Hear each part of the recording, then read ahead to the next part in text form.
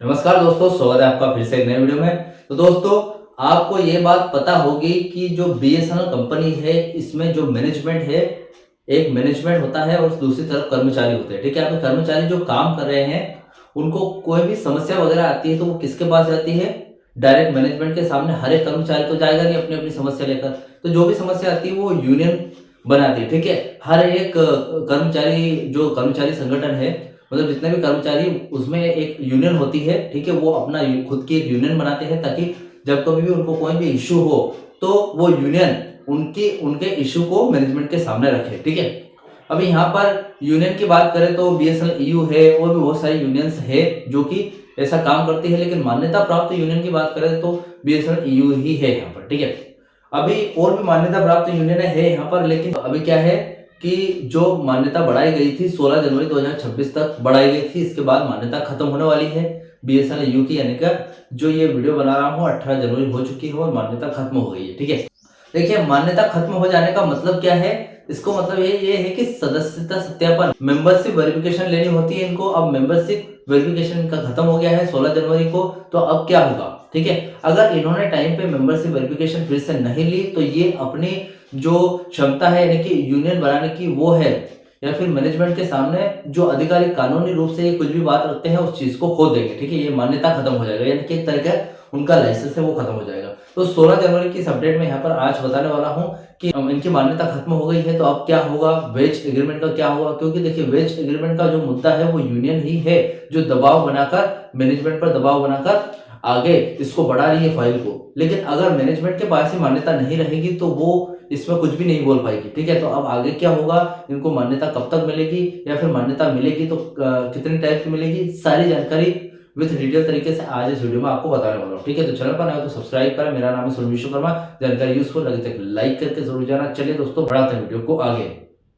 दोस्तों, आपको पता है, मैं जो भी यहाँ पर अपडेट आपको बताता हूँ, पॉइंट बाय पॉइंट देता हूँ ताकि आपको वेल एक्सप्लेन हो जाए। देखिए, यूनियन की जो मान्यता है वो खत्म हो चुकी है, यानी कि 16 जनवरी 2026 को। ठीक है, इस पर अपडेट है और अपडेट भी 16 जनवरी की है। ठीक है, इस जानकारी को पॉइंट बाय पॉइंट से समझते हैं। देखिए, पहला है 16 जनवरी को मान्यता खत्म हो रही है, इसके बाद क्या होगा वो देखेंगे। उसके बाद सेकंड पॉइंट है मेंबरशिप वेरिफिकेशन की डिमांड कर रही है यूनियंस, अब उसका क्या होगा वो देखेंगे। वेज एग्रीमेंट की भी अपडेट है यहाँ पर, तो वो भी देखेंगे। ठीक है, तो यूनियन की मान्यता खत्म हो रही है, इसको विस्तार से समझते हैं। इसका क्या मतलब है? देखिए, बीएसएनएल में जो यूनियन है अभी मैनेजमेंट के साथ बातचीत करती है, यानी कि लीगल रूप से उनकी वैधता यानी कि रिकॉग्नाइजेशन की समय सीमा आज यानी कि 16 जनवरी 2026 को समाप्त हो रही है, यानी कि जब यह अपडेट दी गई थी। ठीक है, आज 18 जनवरी हो गया है, तो इसमें क्या निकल कर आया है वो देखते हैं। पिछला विस्तार की बात करें, इससे पहले भी मैनेजमेंट ने इसे बढ़ाकर 16 जनवरी तक किया गया था, यानी कि इसके पहले 2-3 महीने पहले भी मान्यता खत्म हो गई थी, लेकिन वो 2025 की बात है। लेकिन फिर भी यहाँ पर मैनेजमेंट ने इसे बढ़ाया था कुछ समय के लिए, यानी कि 16 जनवरी तक बढ़ाया था। तो यहाँ पर अभी क्या होगा देखते हैं। देखिए, ताजा स्थिति की बात करें तो अगर आज विस्तार यानी कि एक्सटेंशन का आदेश नहीं आता है तो कल से यूनियनों के पास मैनेजमेंट के साथ आधिकारिक तौर पर बैठने या फिर सौदेबाजी करने का कानूनी अधिकार नहीं रहेगा। ठीक है, यानी कि एक्सटेंशन नहीं होगा। फिर से अगर इस तारीख को नहीं बढ़ाया गया तो हो सकता है यूनियन इस अधिकार को खो देगी और कर्मचारियों की तरफ से बोलने वाला कोई भी नहीं रहेगा। ठीक है, मैनेजमेंट अपनी मनमानी कर सकता है फिर। तो इस चीज से बचने के लिए क्या करना होगा? नया आदेश निकल कर आया है। महासचिव अनिमेश मित्रा और अश्विन कुमार की पीजीएमआर के साथ बैठक के बाद मैनेजमेंट ने इस अवधि को और आगे बढ़ा दिया है। इससे यूनियनों को सांस लेने की जगह मिली है ताकि वे कर्मचारियों के मुद्दे पर काम जारी रख सके। यानी कि अभी बहुत सारे मुद्दे हैं, जो कि सबसे बड़ा मुद्दा है वेज एग्रीमेंट का, वेज रिवीजन का, उसको करना जरूरी है और मान्यता मिलनी बहुत जरूरी है। ठीक है, सेकंड पॉइंट है सदस्यता सत्यापन यानी कि मेंबरशिप वेरिफिकेशन की डिमांड की गई है। यूनियन ने सिर्फ यहाँ पर देखिए, यूनियन ने सिर्फ एक्सटेंशन नहीं मांगा है बल्कि एक बड़ी मांग भी रखी है। ठीक है, देखिए, बीएसएनएल ने मैनेजमेंट से कहा है कि भैया इस बढ़ी हुई अवधि के दौरान ही मेंबरशिप वेरिफिकेशन की प्रक्रिया पूरी की जाए। ठीक है, यानी कि देखिए, ये अभी 2-3 महीने पहले ही खत्म हो गया था मान्यता तो, लेकिन इस अवधि को बढ़ाती जा रही है, यानी कि थोड़ी थोड़ी ढील देती जा रही है मान्यता। क्योंकि इसमें क्या है, जब मान्यता की जो मेंबरशिप वेरिफिकेशन फिर से मिलेगा यूनियंस को, तो वो क्या है, उसकी कुछ प्रोसेस रहती है, तो 3-4 महीने तक प्रोसेस चलती है। तो वो प्रोसेस अभी तक खत्म नहीं हुई है, तब तक क्या है, मैनेजमेंट उसकी मान्यता को टेम्परेरी रूप से आगे बढ़ा रहा है। ठीक है, तो वो परमानेंटली अभी नहीं हो रही है। परमानेंट करने के लिए क्या है, यहाँ पर यूनियन डिमांड कर रही है कि इसको परमानेंट करने की जो प्रोसेस है वो जल्दी से जल्दी खत्म हो। ठीक है, इसका मतलब ये है कि कर्मचारियों के बीच वोटिंग कराकर यह तय किया जाएगा कि कौन सी यूनियन बहुमत में है, ताकि एक स्थायी और चुनी हुई बॉडी आगे काम संभाल सके। ठीक है, यानी कि इतने टाइम से बीएसएनएल ईयू था सबसे टॉप पर, उसी को चुना गया था। अभी फिर से अगर चुनाव होता है कि कौन सी यूनियन चुनेंगे बीएसएनएल कर्मचारी, तो यहाँ पर बीएसएनएल कर्मचारियों को एक चुनाव रखा जाएगा और वो चुन सकेंगे कि कौन सी यूनियन यहाँ पर, कौन सी यूनियन में दम है, काम कौन सी यूनियन जल्दी करवाती है। ठीक है, तो मेरे हिसाब से तो बीएसएनएल ईयू ही आनी चाहिए। ठीक है, अभी वेज एग्रीमेंट की बात करें तो आज के अपडेट के हिसाब से जहां तक वेज एग्रीमेंट यानी कि वेज एग्रीमेंट का सवाल है, आज की बैठक में यूनियन ने इस पर भी दबाव बनाया है।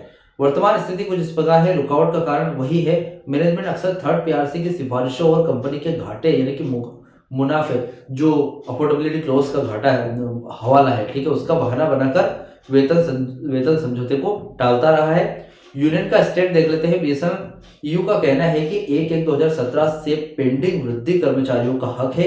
आज की चर्चा में यह स्पष्ट किया गया है कि मान्यता विस्तार मिलने से यूनियन को मैनेजमेंट के साथ वेग नेगोशिएशन की वार्ता की मेज पर बैठने का अधिकार सुरक्षित मिल जाएगा। यानी कि अगर मान्यता मिल जाती है बीएसएनएल ईयू को तो वेज एग्रीमेंट फाइनल जरूर होगा। ठीक है, ताजा अपडेट की बात करें तो मैनेजमेंट ने अभी तक इस पर कोई भी नया स्ट्रक्चर नहीं बताया है, पे स्केल फाइनल नहीं हुई है, लेकिन यूनियन ने स्पष्ट किया है कि यदि सदस्यता सत्यापन यानी कि मेंबरशिप वेरिफिकेशन में देरी होती है तो कम से कम वेज एग्रीमेंट की प्रक्रिया को तुरंत किया जाना चाहिए। ठीक है, जो वेज एग्रीमेंट की प्रक्रिया है यानी कि जो फाइल है वो बोर्ड ऑफ डायरेक्टर के पास गई है, तो उसको वहां से मंजूरी मिलना बहुत जरूरी है। यहाँ पर आप हमें भले मान्यता मत दो, ऐसा बीएसएनएल ईयू का कहना है कि आप हमें मान्यता मत दो, लेकिन वेज एग्रीमेंट जल्दी से जल्दी फाइनल करो। फिलहाल कुल मिलाकर बात यह आती है कि आज का दिन यानी कि 16 जनवरी 2026 का जो मीटिंग थी वो सफल है, क्योंकि यूनियन की मान्यता खत्म होने से बच गई।